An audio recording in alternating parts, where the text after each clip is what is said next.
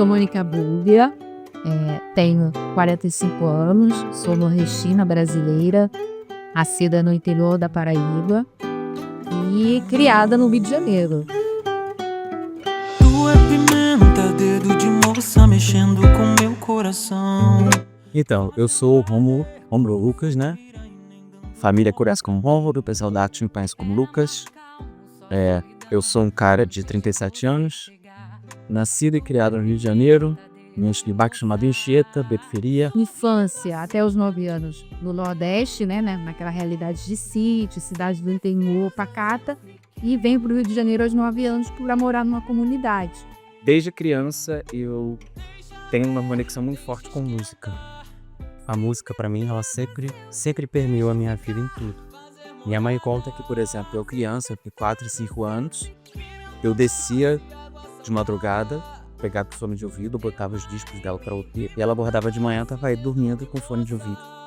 Entendeu? Então a música para mim sempre foi muito importante. Bom, a música me atravessa pela primeira vez através de um coral, né, da Igreja Católica. Meus pais eram muito religiosos, então ali através daquela vivência com os jovens da Igreja Católica e do coral de música, ali pela primeira vez eu tive esse contato com o canto, com a voz, né? E pela primeira vez eu tive essa perspectiva, essa autodescoberta de que eu tinha essa capacidade, esse talento para cantar. Tem uma irmã que é 5 anos mais velha que eu.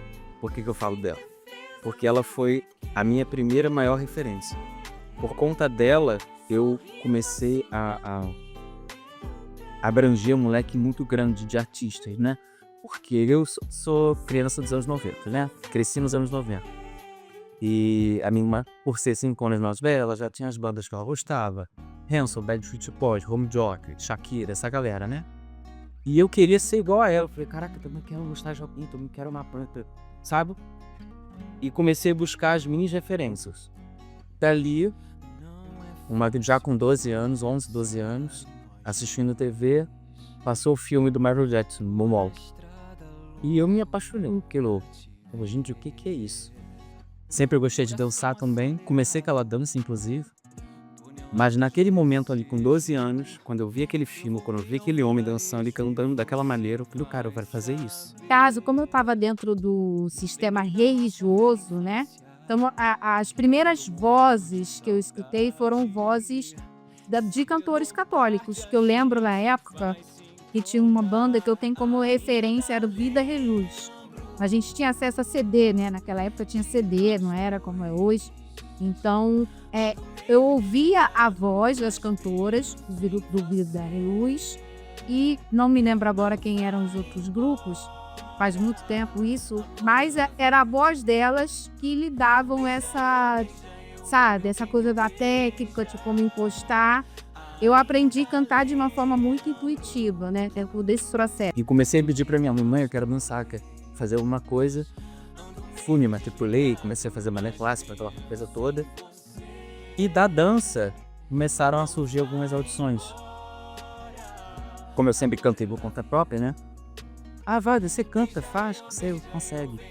E foi aos 16 que eu fiz uma audição para fazer uma versão brasileira de High School Musical no teatro. Eu fui fazer a audição como bailarino. O diretor perguntou se eu cantava, eu falei que sim. Quando ele ouviu minha voz, ele falou, cara, você é cantor.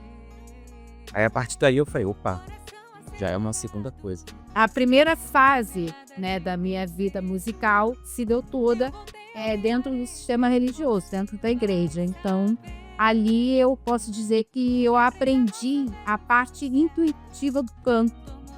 Muitas vezes eu ia cantar na missa ou em um grupo e às vezes não tinha nenhum músico para me acompanhar, então eu cantava a capela.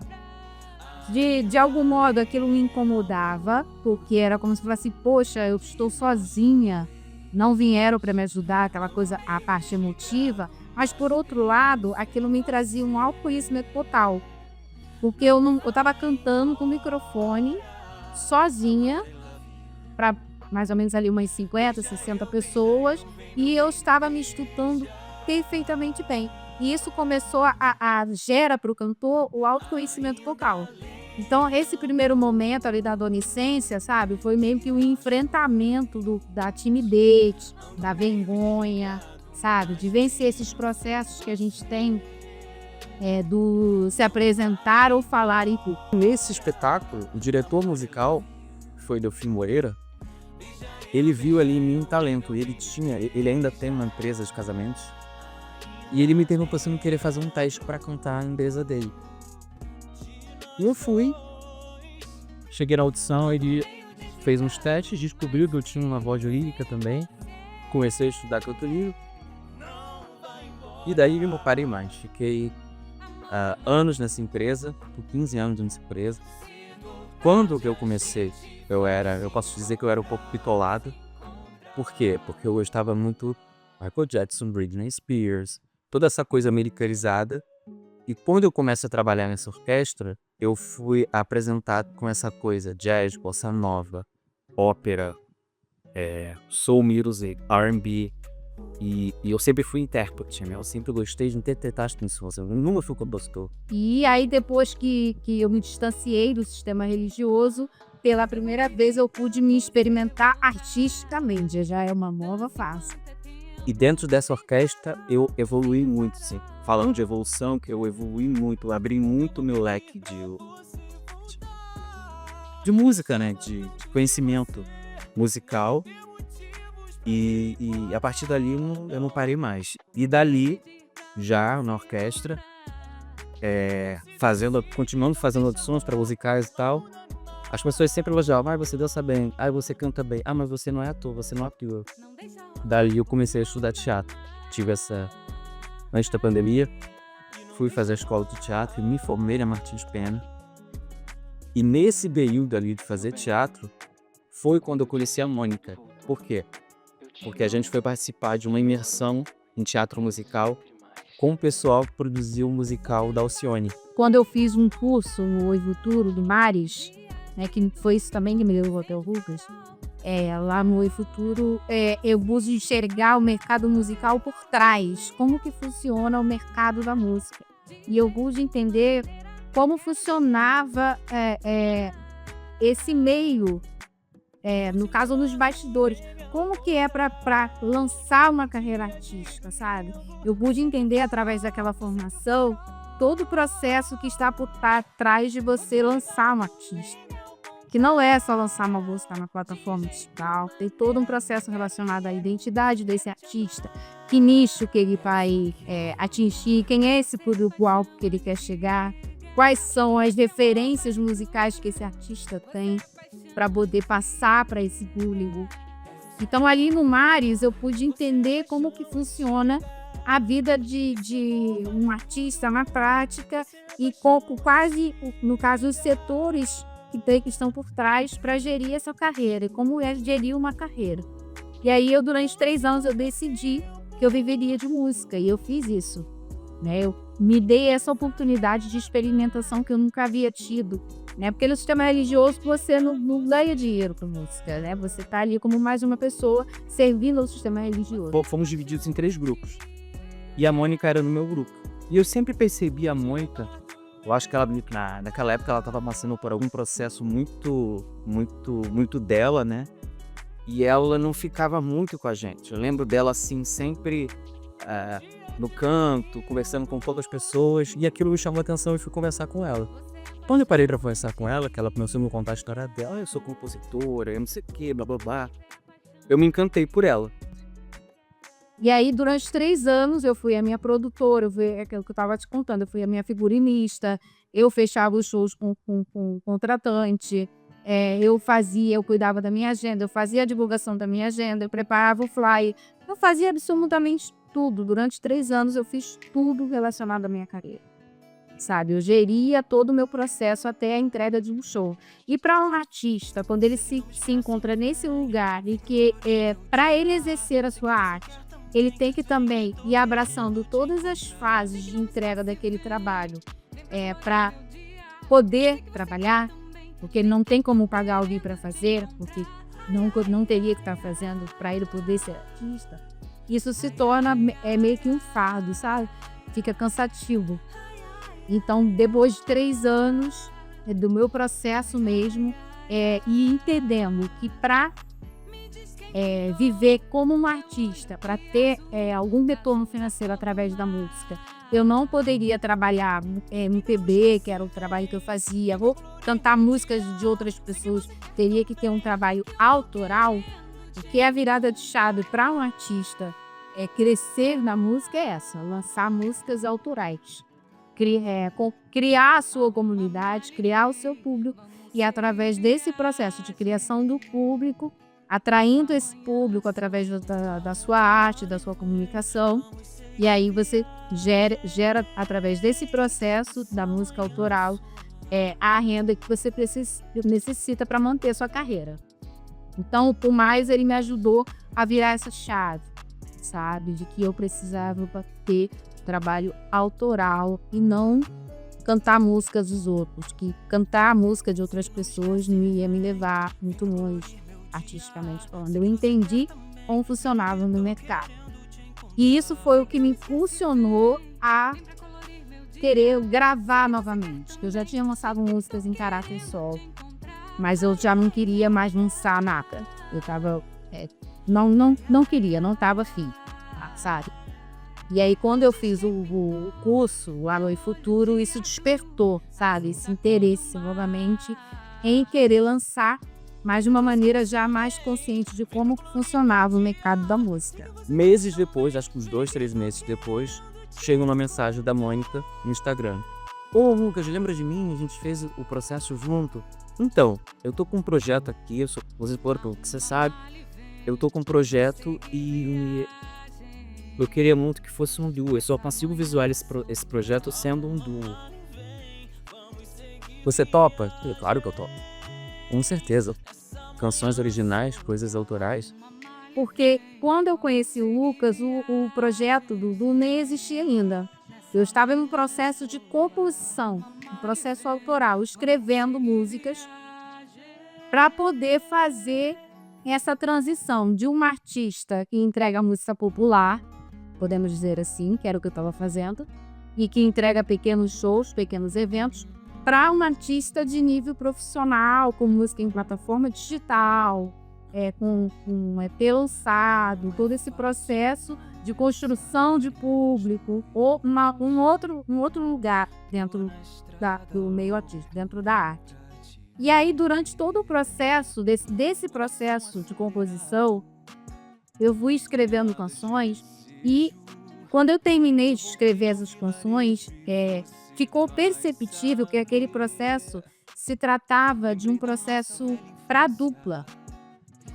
Não era um EP solo.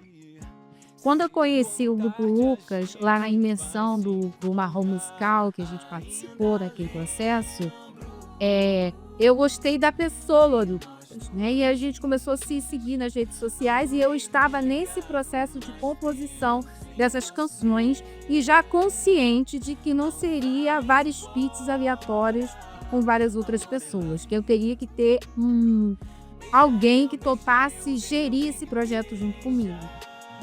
E aí não é a questão de você escolher um parceiro, não é você escolher alguém simplesmente pela voz ou pela performance, mas alguém que tenha também identificação com o teu projeto, que escute as canções, escute a proposta daquele projeto, entenda como que vai funcionar e fale, eu me identifico com isso, eu quero repassar isso para as pessoas junto com você. Porque para você lançar as músicas, você precisa conhecer por que foi escrito daquela forma, da quem, por quê, que nicho você quer atingir. Não se joga a música no vento, se joga com uma intenção, né? Então, quando eu fui buscar um parceiro, né, eu já tinha escolhido uma outra pessoa e não rolou, e eu cheguei o Lucas através do Instagram, né, vendo o Instagram dele, além da voz e de toda a performance que ele já tinha, eu vi dele um artista completo, né, porque o Lucas, ele canta, ele atua, ele interpreta, ele dança, então assim, ele é um artista completo. Então eu enxerguei nele coisas que eu não tenho, que eu sou uma artista muito intuitiva. Então a minha escrita é intuitiva, A minha criação melódica, harmônica é mais intuitiva. Eu tenho uma postação de voz intuitiva. Claro, eu estudei técnica vocal, ok, beleza, mas é muito mais intuitivo do que técnico, né? E ele até me ajuda muito nisso. Então foi como se eu encontrasse nele o todo, sabe? Que aquele projeto necessitaria para ganhar forma e ganhar corpo. Ao olhar para ele, entender que ele tem capacidade de cantar em outros idiomas, que ele tem coisas relacionadas à técnica vocal, né? Interpretação, não, é técnica mesmo vocal, coisas de técnica vocal que, de repente, para aquele projeto ali, eu não teria tanta segurança, sabe? Então, quando você busca um parceiro, uma completude mesmo que vai dar suficiente para aquela entrega, sabe?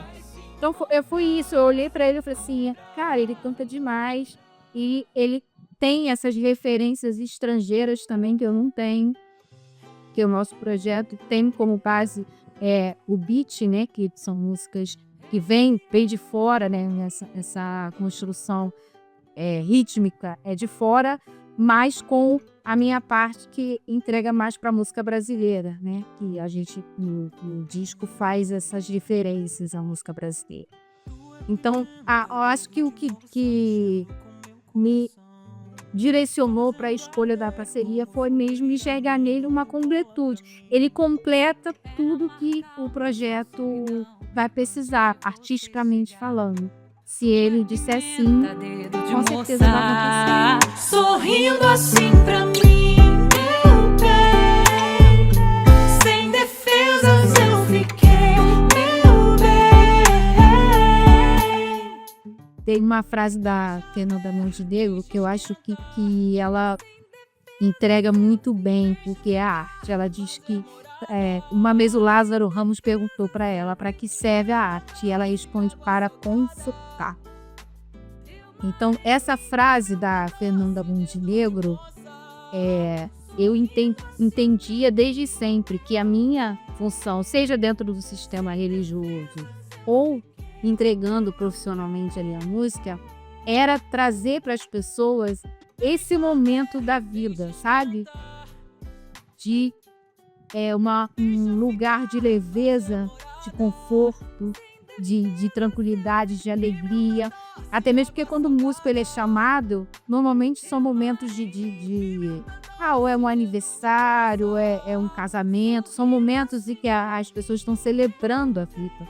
E são momentos muitas vezes também muito importantes para aquelas pessoas. Então é um lugar de muita responsabilidade também. Então a música para mim, primeiro veio desse lugar, sabe? De uma missão de confortar o outro. De uma entrega artística que conforta o outro. Foi o primeiro entendimento da minha arte, sabe? Quando eu ouvi eu já tinha esse entendimento internamente. Que eu sou útil dessa forma para as pessoas, para o mundo, para o todo. Mas quando eu ouvi essa frase da Fernanda Montenegro, foi como se ela decifrasse o meu sentimento. A música, ela sempre me arrepiou, sabe? Vou te dar um exemplo de Dio. Aladdin é o meu filme preferido da Disney. E quando eu assistia, e as músicas tocavam, e as cenas acontecendo, era como se fosse tudo uma coisa só. A cena acontecendo, a música tocando, a imagem. Então, eu era bombardeado com aquilo, e aquilo me emocionava de um jeito que o olho enchia d'água, não sei dizer, sabe? Então, a música sempre me envolveu muito. E depois, com o filme do Michael, que eu me encantei pela dança. Sei que eu gostei de dançar também. Sempre cansei, sempre tive coordenação motora, sempre fazia nas festas meninas do colégio, sempre dançava com frente, mas não considerava bailarino. Mas depois de ver o Michael, e ele era as duas coisas, um excelente bailarino e um excelentíssimo cantor. E aí ele foi a minha maior inspiração. A composição, ela é muito ampla, né? Você pode compor e isso pode chegar nas pessoas de diversas formas. Muitas vezes, durante a composição, você está pensando em algo, mas quando chega o ouvinte, ele já pensa em outra coisa, já imagina outra coisa. Então é algo que se transforma no processo. Eu comecei a compor fazendo versões em inglês e espanhol de músicas brasileiras. Exemplo, Pablo Vittar, Glória Groove, Isa, Gabi Amarantos. Inclusive foi uma vez que eu estava no ônibus ouvindo, fone de ouvido, uma música do Pablo, Indestrutível. E me veio, a letra veio assim, parece até que foi psicografada. A letra em inglês, ela veio em inglês. Eu falei, cara, eu preciso gravar isso. Aí cheguei lá no Delfim, que era meu parceiro, né? E Delfim, me ajuda aqui. Já compus, baixei a base, gravei, e dali eu comecei esse processo como compositor. Compositor não, versionista, que a música já existia, a melodia já existia. Então eu comecei fazendo versões, entendeu? Em inglês primeiro e depois em espanhol, até chegar nesse processo criativo da peça de teatro que eu tive que compor para o meu personagem em português. Letra, melodia, tudo, entendeu? Então foi assim que começou. Cada música tem um processo. Não existe uma fórmula para compor. Então, por exemplo, tem canções que vai começar com uma frase. Você escreve uma frase, aquela frase bateu ali em você, na tua psique, tu gostou, escreveu aquela frase, foi como deu aquele start, eu gostei dessa frase, deixa aquela frase ali. Depois você disserta em cima daquela frase e aí essa canção ela começa pela escrita. E há das suas que vai começar por uma melodia. Quando eu usava muito o violão como referência, tinha muito a parte harmônica, eu criava melodias e depois colocava a letra em cima.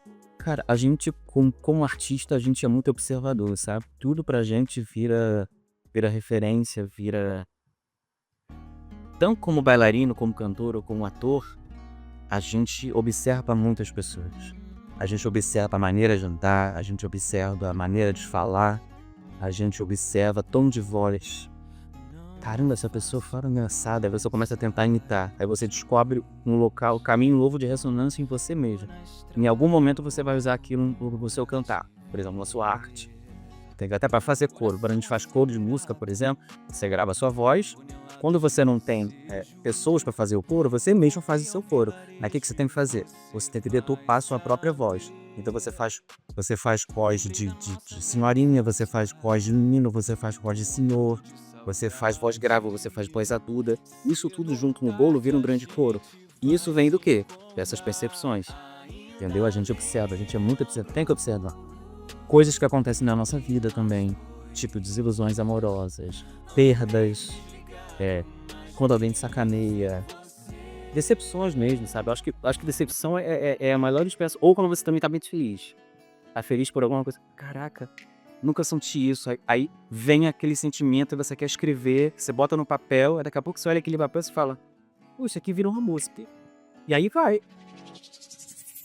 Sei que não me esquece, vem pra colorir meu dia. Sei que você quer também, vem que tô querendo te encontrar. Sei que não me esquece, vem pra colorir meu dia. Sei que você quer também, vem que tô querendo te encontrar. Ai, ai, ai, ai, ai, ai, ai, ai. A minha vida inteira, você quando é bailarino, você é artista, eu digo que é uma vida de mochilinha nas costas, porque você tá sempre opcionando, você tá sempre fazendo lição, você tá sempre tentando mostrar que você vale a pena, você tá sempre tentando mostrar que você é bom, e sempre tem alguém melhor ou igual a você, ou sempre tem alguém que é amigo de alguém que vai ser preferido naquele projeto. Isso te frustra. Por várias vezes eu tentei desistir, era uma desistência, tô cansado. Eu sempre chegava ali pra escolher 3, tenho 3, o Lucas caía. Então tava sempre ali, sabe? E nunca conseguia. Então é um sentimento de muita frustração. Você saber que você é bom, né? Sem soberba nenhuma, a gente sabe que a gente é bom, sabe que a gente é capaz, só que o que falta é a oportunidade. Porque quem te dá a oportunidade, quem tem o poder de te dar a oportunidade, às vezes prefere trabalhar com quem já conhece, porque sabe que não vai dar trabalho, sabe o que é capaz de fazer. Então o rostinho novo, às vezes amedronta, às vezes a pessoa tem aquele medo de, não sei, ele é bom, mas esse aqui eu já conheço. Então, por muitos anos eu fui frustrado.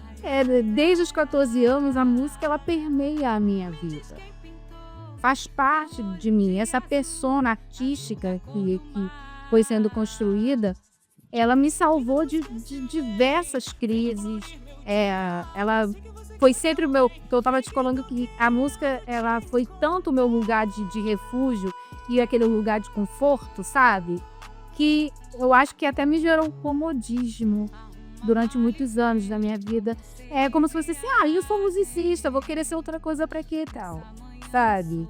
Sou musicista, sou uma artista. E aí isso até me colocou nesse lugar mesmo do cômodo. Eu transito bem por esse lugar aqui. Aqui eu domino o que eu faço, eu sei fazer isso, eu entrego bem isso. Então, acaba que a minha relação com essa persona artística se tornou tão intrínseca que teve momentos que eu não sabia quem era artista e quem era música, né? Então, isso, de certo modo, me deixou meio que estagnada. E agora, na casa dos 40, eu querendo, entendendo tudo isso, né? Eu entendo que eu posso sim ser também útil para as pessoas expressando de outras formas, abrindo novas janelas de conhecimento, sabe? Então tudo isso está sendo muito prazeroso. Não é que eu esteja brigando com essa persona, comigo mesmo, que é a Mônica artista, não. Eu estou dizendo para mim mesma, você sempre ocupou muito espaço, muita centralidade na minha vida. E eu quero poder inspirar, viver outras experiências que me tragam também essas outras formas de existir no mundo, não sendo apenas uma artista. Não é um desprezo pela minha trajetória, nada disso. É mesmo um desejo de novas experimentações que eu vou me permitir vivenciar por causa da artista. Trabalhava com os casamentos, era muito feliz, mas também não é um lugar... Ganhava muito bem, emocionava as pessoas, sempre que eu percebia as mensagens das noivas, né, dos parentes. Muito obrigada, caramba, que voz linda você tem. Mas não era um projeto meu, não era uma coisa minha. Eu tava ali como plano de fundo. Porque quando você canta num evento, você é plano de fundo, você não é o artista. A não ser que você seja o artista principal. Pô, Anitta. O pessoal vai parar pra ver a Anitta. Numa festa corporativa, no casamento, você tá ali no palco, o pessoal tá com coxinha, canapé, tá jantando, tá conversando, falando alto pra caramba. E você tá ali, às vezes 2, 3 pessoas estão te olhando. Então, é frustrante. É muito bom, mas às vezes é muito frustrante também. Então hoje eu me sinto realizado porque eu tô no palco fazendo as coisas que eu gosto de fazer, eu conheci pra fazer, e as pessoas estão prestando atenção em mim, entendeu? Então eu tô sendo de certa forma reconhecido. Então isso me deixa muito feliz e muito realizado. A vida artística não é muito simples de ser vivenciada, né? O músico, quem é artista sabe, não só música, qualquer tipo de arte no nosso país é difícil de ser vivenciada. Então você tem sempre que estar ali conciliando a arte com mais alguma coisa, buscando formas de sobrevivência e sendo um artista ao mesmo tempo. E esse processo é muito cansativo, né? Para quem vivencia isso, de certo modo. Você tem que ser um artista, ao mesmo tempo você... eu vou trabalhar numa coisa que não faz muito sentido para mim, mas eu preciso pagar as contas, né? Quando a arte não te dá nessa questão do sustento. Então, não acredito que não só para mim, mas para muitos artistas se torna um fardo, às vezes, né? Ser um artista. É como se você falasse assim, eu nasci para ser algo que eu não consigo ser. Mas eu acho que quando você coloca a arte na sua vida, não como esse lugar de responsabilidade do teu sustento, mas como algo que faz parte de você e que é uma maneira de existir no mundo, as coisas se tornam mais leves. Hoje em dia eu posso dizer que é isso. Sabe quando você relaxa, quando você fala, caraca, agora não cheguei aonde eu quero chegar no Catamages, sempre tem sonhos maiores, mas o sentimento hoje é um sentimento de, tipo, consegui, tô fazendo o propósito, tô sendo reconhecido, tô sendo bem pago. Então é aquele geladinho no peito, sabe? Era literalmente respirar. Hoje em dia eu consigo respirar. Tô menos ansioso, tô menos depressivo, tô mais feliz. Hoje em dia eu tô feliz. quando o Lucas falou que embarcou pela primeira vez, aquilo já me deu um descanso, sabe? Assim, que bom que ele embarcou. Então eu vou poder viver outras coisas. Eu fui para Angra, viajei, vivi outras experiências profissionais, trabalhei com hotelaria, aquela coisa toda, abri novos leques de conhecimento.